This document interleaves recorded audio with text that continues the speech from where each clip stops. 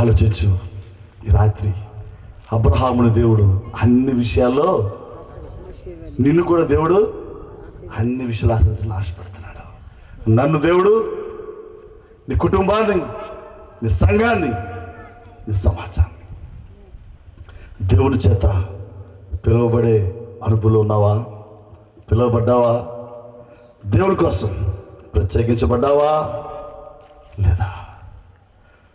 దేవునితో సంతృప్తి కలిగిన జీవితాన్ని జీవిస్తున్నావా లేదా? చివరిగా నేను చెప్పాను, దేవునికి అన్ని విషయాల్లో విధేయత చూపించావా లేదా? ఆలోచించు ఒకసారి.